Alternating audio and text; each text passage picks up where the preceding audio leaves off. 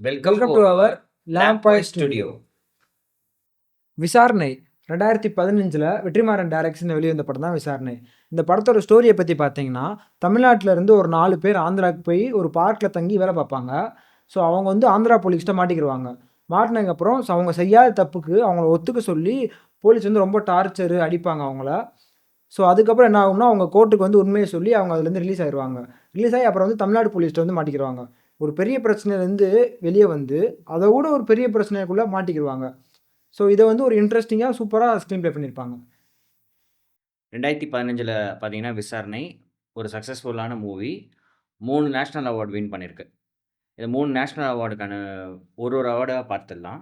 இப்போ பார்த்தீங்கன்னா, first award வந்து பார்த்தீங்கன்னா, வெற்றிமாறனுக்கான அவார்டு வந்து குடுத்துருப்பாங்க. Best feature film award Vetrimaaran and Dhanush வாங்கியிருப்பாரு. செகண்ட் பார்த்தீங்கன்னா, எடிட்டிங்கான அவார்டு வந்து கிஷோர் வாங்கியிருப்பாரு. 3 வந்து நம்ம சமுத்திரக்கனி வந்து வாங்கியிருப்பாரு ஃபார் சப்போர்ட்டிங் ஆக்டர். இப்போ 72 வெனிஸ் ஃபிலிம் ஃபெஸ்டிவல் அவார்டில் சினிமா ஃபார் ஹியூமன் ரைட்ஸ்க்கான அவார்டை வின் பண்ணியிருக்கு.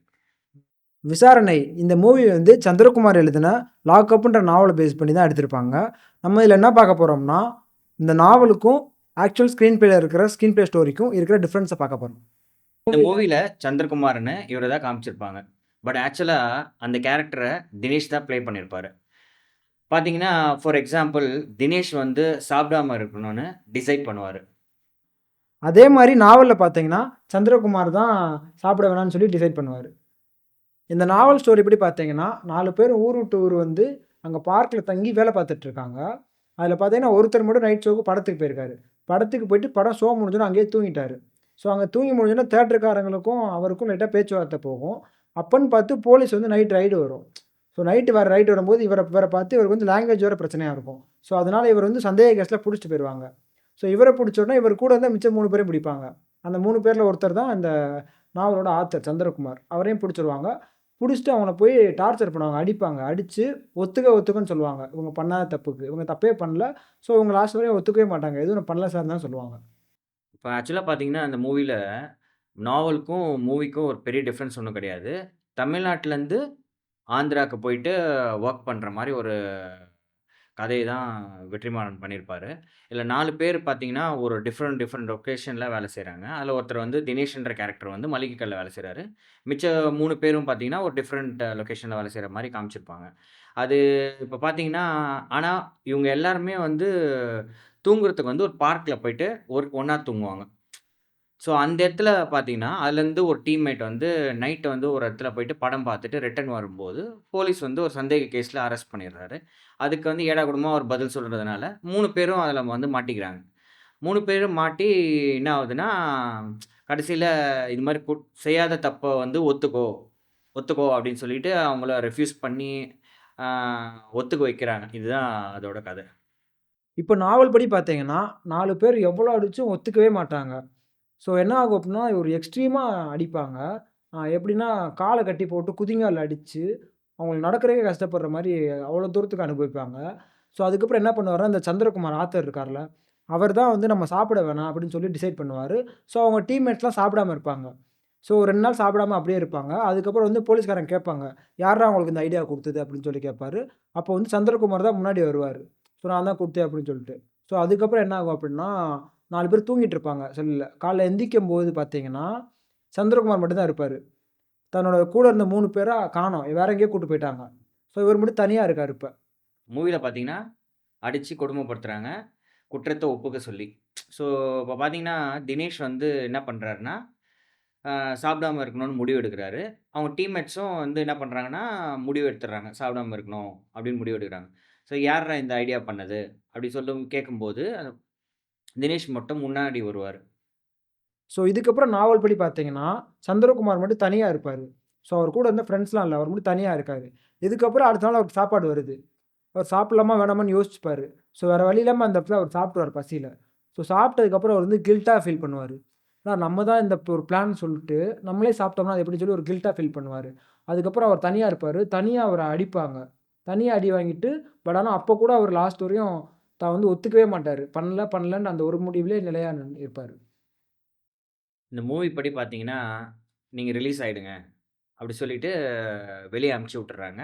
அவங்க 4 பேரையும் வந்து சரி ஓகே நம்ம ரிலீஸ் ஆயிட்டோன்ற சந்தோஷத்தில மேலேருந்து டாட்டாலாம் காமிச்சு, அவங்க நேரா ஹோட்டலுக்கு சாப்பிட போவாங்க. சாப்பிட போயிட்டு என்ன ஆகுதுன்னா, நல்லா சாப்பிட்டு முடிச்ச உடனே திருப்பி அகைன் வந்து பார்த்தீங்கன்னா, திருப்பி கையெழுத்து மட்டும் போட்டு போயிடுங்க அப்டி சொல்றாங்க.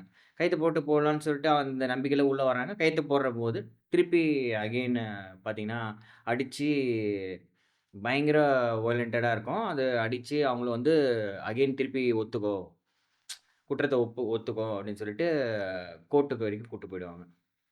இப்ப நாவல் படி பார்த்தீங்கன்னா, சந்திரகுமார்ன்றவர் வந்து லாஸ்ட் வரையும் ஒத்துக்கவே மாட்டாரு. அதுக்கப்புறம் அவரு ஒரு நாளு தூங்கி எந்திரிக்கிறப்ப பார்த்தீங்கன்னா, அவங்க ஃப்ரெண்ட்ஸ் 3 பேர் வந்திருப்பாங்க.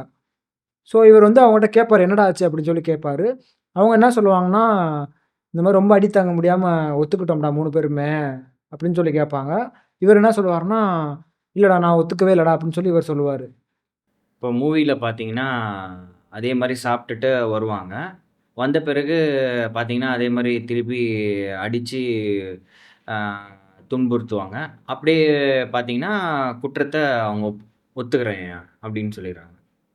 இப்ப நாவல் படி பார்த்தீங்கன்னா, இவங்க 3 பேரும் வந்து ஒத்துக்கிறாங்க. பட் சந்திரகுமார் மட்டும் ஒத்துக்கவே இல்ல. ஸோ இப்ப போலீஸ் என்ன சொல்றாரு அப்புட்ன்னா, அவங்க 3 பேரும் ஒத்துக்கிட்டாங்க. நீயும் ஒத்துக்கோ.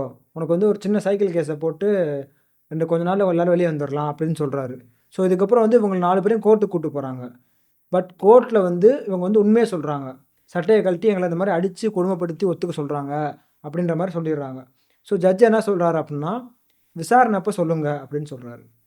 இப்போ மூவில பார்த்தீங்கன்னா, குற்றத்த ஒப்புக்குன மாரி என்ன பண்றாங்கன்னா, அப்படியே கோர்ட்டுக்கு கூட்டு வராங்க. கோர்ட்டுக்கு கூட்டு வந்த பிறகு பார்த்தீங்கன்னா, ஜட்ஜே என் முன்னாடி வந்து அ என்ன சொல்றாங்கன்னா, "ஐயா இது மாரி ஷர்ட்லாம் ஓப்பன் பண்ணி காமிச்சு, ஐயா இது மாரிலாம் எங்களலாம் அடிச்சுட்டாங்க." அது மாரி காமிக்கிறாங்க. இப்போ அதில வந்து லாங்குவேஜ் ப்ராப்ளம் வருது. ஏன் ஆந்திரால இருக்கேன்னா, லாங்குவேஜ் இஷ்யூஸ் கிரியேட் ஆகுது. அங்க வந்து பார்த்தீங்கன்னா, பக்கத்தில ஒரு இதுல வந்து பார்த்தீங்கன்னா, சமுத்திரக்கனி வந்திருப்பாரு. அவர வந்து லாங்குவேஜ டிரான்ஸ்லேட் பண்றதுக்கோசரம் சமுத்திரக்கனி வந்து இங்க வந்து டிரான்ஸ்லேட்டரா வந்து வொர்க் பண்ணுவாரு. அப்போ வந்து சொல்லும்போது, "இல்ல எனக்கு வந்து பெர்சனலாவே அந்த பசங்கள தெரியும். அதுல ஒரு பையன் வந்து மளிகைல வேலை செஞ்சேன். நான் பார்த்துருக்கேன்." அப்படின்னு சொல்லி சண்முககனி வந்து சொன்ன பிறகு, ஜட்ஜ் வந்து என்ன சொல்லுவாரு, ஓகே ரிலீஸ் பண்ணிடலாம்." அப்படின்னு சொல்லிட்டு ரிலீஸ் பண்ணி கூட்டு போயிடுவாங்க. இதுக்கப்புறம் நாவல் ஸ்டோரி படி பார்த்தீங்கன்னா, இவங்க 4 பேரும் ஜெயில்ல இருக்காங்க. ஸோ அதுக்கப்புறம் 5 மாசம் ஜெயில்ல இருக்காங்க. 5 மாசத்துக்கு அப்புறம் மறுபடியும் கோர்ட்டுக்கு வராங்க. கோர்ட்டுக்கு வந்துட்டு ஜட்ஜ் வந்து இவங்கள கேட்கிறாரு, சொல்றாரு. "ஏன்பா இவ்வளோ சிரமப்படுறீங்க? நீங்க வந்து தண்டனைய ஒத்துக்கிட்டு இருந்தா கூட, இந்நேரம் வெளிய வந்திருப்பீங்க" அப்படின்னு சொல்றாரு. ஸோ இதுக்கப்புறம் அவங்க வந்து ஒத்துக்கிறாங்க. ஒத்துக்கிட்டு அதுக்கப்புறம் கோர்ட் என்ன சொல்லுது அப்படின்னா, தண்டனை காலத்த விட 1 வாரம் எக்ஸ்ட்ராவே இருந்துட்டீங்க. அதனால அவங்கள வந்து ரிலீஸ் பண்ணிருச்சு. 1983 செப்டம்பர் 27 வந்து இவங்கள ரிலீஸ் பண்றாங்க. இந்த கோர்ட்ட விட்டு அவங்கள ரிலீஸ் பண்ணி, அவங்க வெளிய வந்துருவாங்க. அங்க பார்த்தீங்கன்னா, சமுத்திரக்கனி வந்து ஒரு ஹெல்ப் கேட்பாரு. "இது மாரி எனக்கு ஒரு ஹெல்ப் செய்ய முடியுமா?" அப்படின்னு சொல்லிட்டு கேட்குறாரு. ஆ "ஐயா நீங்க தான் என்ன வந்து ரிலீஸ் பண்ணி கூட்டு வந்தீங்க வெளிய. இல்ல நீங்க இல்லன்னா நான் வந்திருக்க முடியாது." அப்படின்னு பசங்க சொல்றாங்க. அப்போ வந்து கேகேன்ற கேரக்டர அங்க வந்து அவங்க வந்து கடத்துறதுக்கு ஹெல்ப் பண்ணுவாங்க. ஸோ அப்போ வந்து என்ன ஆகுதுன்னா, டைரக்ட்டா இவங்களும் வந்து அதே கார்ல நேரா ஆந்திராலருந்து தமிழ்நாட்டுக்கு வந்துருவாங்க. தமிழ்நாட்டுக்கு வந்த பிறகு பார்த்தீங்கன்னா, இங்க ஒரு இந்த ஸ்டேஷன்ல நடக்கிற ஒரு பொலிட்டிக்கல் ட்ராமால அவங்க வந்து மாட்டி, வேற ஒரு பிரச்சனையில இன்வால்வ் ஆயிடுவாங்க. இன்வால்வ் ஆகி பார்த்தீங்கன்னா, இவங்க 3 பேரையும் ஷூட் அவுட் பண்ற மாரி ஒரு சீன் கிரியேட் ஆகும். இப்ப பார்த்தீங்கன்னா, அந்த ஸ்டேஷன்ல ஃபர்ஸ்ட்டு என்டர் ஆவும்போது, ஒரு லேடி போலீஸ் வந்து அவங்களுக்கு வந்து சின்ன சின்ன விஷயத்துக்கு வந்து ஹெல்ப் பண்ணின்னே இருப்பாங்க. அவங்க வந்து இப்ப அடிக்கும்போதெல்லாம் வந்து பார்த்தீங்கன்னா, அவங்க வந்து வெளிய போயிடுவாங்க.